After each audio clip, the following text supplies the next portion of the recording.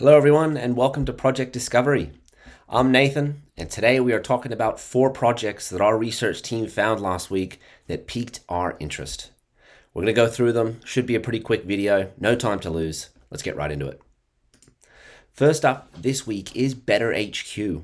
We're over on the Near blockchain and they are helping us turn our project GitHub into a marketplace for ideas.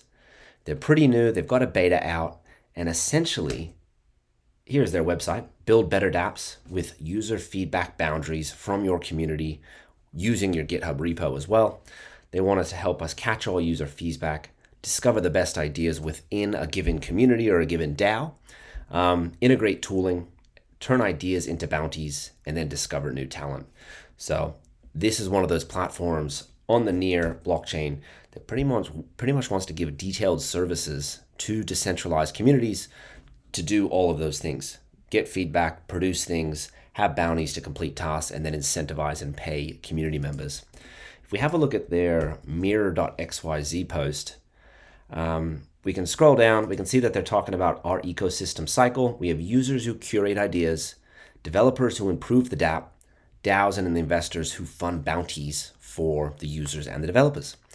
If we come further down, on the right-hand side is a typical GitHub repo that's a bit chaotic and a bit old school, where we've got our list of all of our different tasks to do. It looks very much like Asana, and it looks kind of like a 2010s project management, area.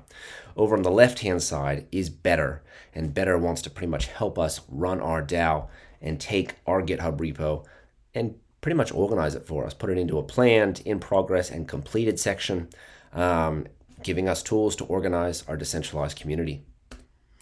Here is the application in action. Now, I can connect my wallet, but it would be onto the Near blockchain. We would need to use the Near wallet.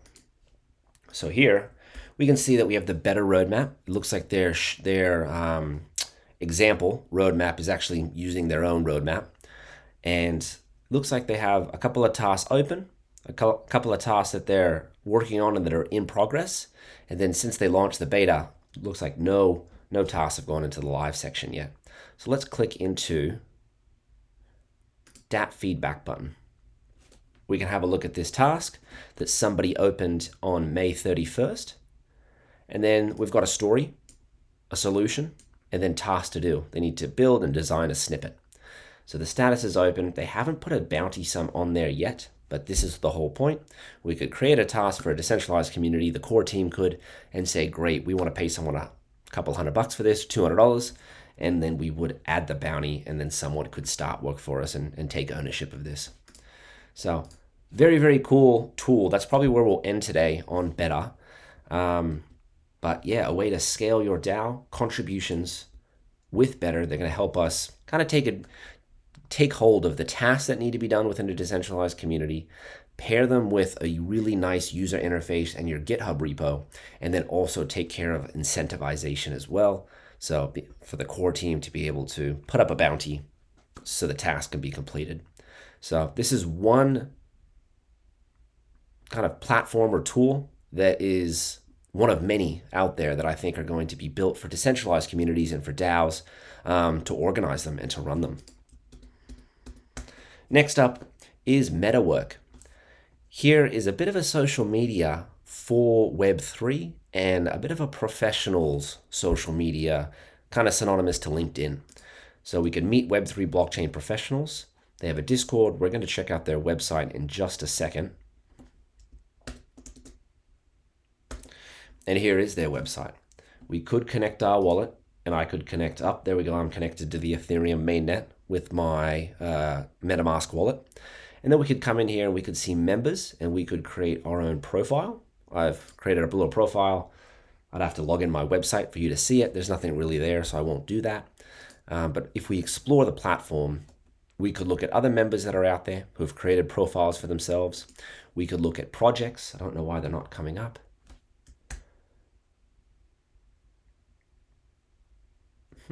Let me just try that one more time. We'll go back through the website from Twitter. We will launch the application, and then typically members showed up and also projects showed up. but unfortunately they're not showing up now on the video, but we can click into an individual member and we can learn about them. So it's a way for people to, in the Web3 community, to showcase themselves, showcase their story, and also the talents and the expertise they have as well. They also had a projects page, but unfortunately none of this is working. Now, probably the cooler side that's locked right now, I think, is the workspace. I think they're also trying to build out a suite of tools for us to be publishing, and essentially a publishing platform. We found that out through pretty much their vision. And they say that, can you imagine a tool that allows you and your communities to collaborate together on documents, tasks, proposals, bounties, and get incentivized for participation? So just like we were discussing with Better, here's another solution for decentralized communities to work together on similar docs, accomplish a goal, and then be incentivized for completing that task. Great, and they go into a little bit about their thesis, their protocol, talking about gated membership, NFT profiles, on-chain collaboration with workspaces, and also tokenized payment. So the full gauntlet of running a decentralized community, having an output, and then paying people for that output. The product suite is Adapt, Social Bridge, APIs, and plugins.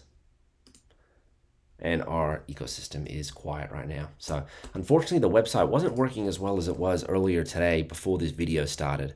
So check out MetaWork if you want to. There's a few member profiles up, and there's a few projects up there as well. It's still in early days. When did they join? They've been on Twitter for quite a while though. So that's MetaWork. Moving on to our third of the day is Slash. Slash is a Web3 payments protocol supporting any token payment as the next generation of decentralized payment instruments. I think it's pretty easy to see that Web3 and crypto tokens are going to revolutionize payments. We're already starting to see it with money streaming, where you're able to stream money in a continuous fashion over time rather than being paid from your job every 2 weeks, even though you worked every day. And Slash is kind of following the way, along that same line, trying to integrate Web3 payments for businesses and I think also for content creators as well. So let's have a look. Really quickly, they've got their testnet coming out on June 27th. So we'll be able to test the platform. We start with some testnet tokens. And then they have their mainnet launching on July 4th. So we're pre-launch, but we're pretty close to mainnet, and they should be building pretty frantically towards the end of June to get this out on time. So it'll be very cool. We'll check in with them again once the testnet launches. But if we have a look at their website, here it is. They're going to be launching on July 4th, like we mentioned. Next generation decentralized payment methods. And looks like they want to help merchants to accept online token payments from customers' Web3 wallets in the most responsible way. Customers can choose any type of token they want to pay for. And we can integrate, looks like they're integrating with a few places like WooCommerce, OpenCart. Very, very cool. So it looks like this is an infrastructure play. Probably not a token investment for us, but another organization that is pushing Web3 payments forward for merchants. And they have a testnet that's coming up that we can use. So we'll use that later in June, and we'll see how customer facing this is. I'm still curious if this is for consumers or if this is for retails and merchants and companies. But that is Slash. Slash also has their white paper. And they call themselves a decentralized payment protocol.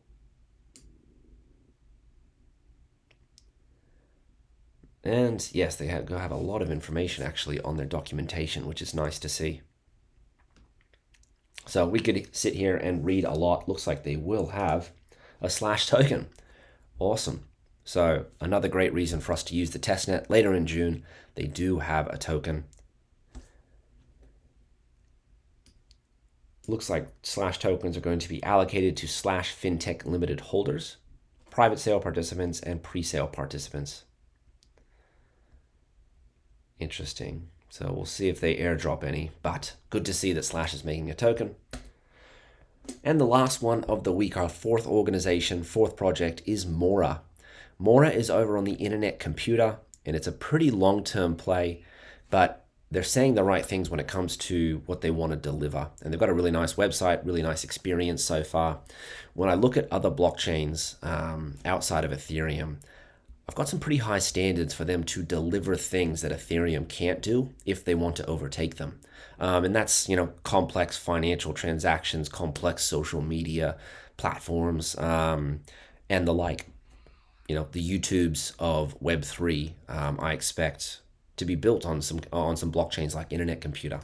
So let's check out Mora. Mora's got a cool little interactive intro that goes through who they are and what they are, a bit of their ethos. And once we get past it, we get to their light paper.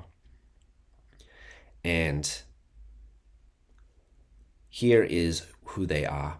Mora is committed to creating a Web3 content publishing, sharing, and subscription platform that is completely decentralized, censorship-free, and promoting users' data ownership. So when I say I want non-Ethereum blockchains to kind of impress me with complex platforms, this is a pretty good example. If they could, create the Substack for Web3 and push the ball forward, then it would really be positive for Internet Computer as a blockchain and, as a distributed ledger. So that is what they plan to do. Mora's coming at it from a place of creating a few key new primitives like planets, a planet master. A planet is a smart contract with storage capacity.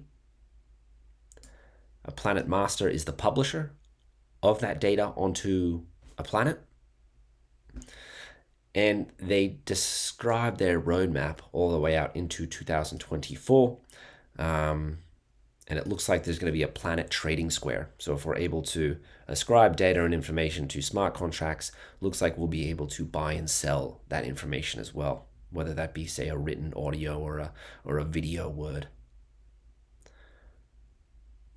A planet belongs to and is controlled by the planet master. After its creation, a planet will never disappear, and they have something called coordinates. Very interesting, but we need a little bit more from Mora over time, and it looks like, there we go. The NFT collection that you've all been waiting for is here. This is from Yumi, an NFT marketplace on Internet Computer, and looks like we're actually selling planets. So Mora Planet NFTs look like they're live. They're 0.01 ICPs. There's only 90 actually in availability. So that was just 11 hours ago. So for anybody over on the Internet Computer, Mora is one to check out, building a publishing platform. And that is it for the week. Those were the four organizations. Thank you, anyone that got this far. Really appreciate you being here. We'll be back at it next week. Bye for now.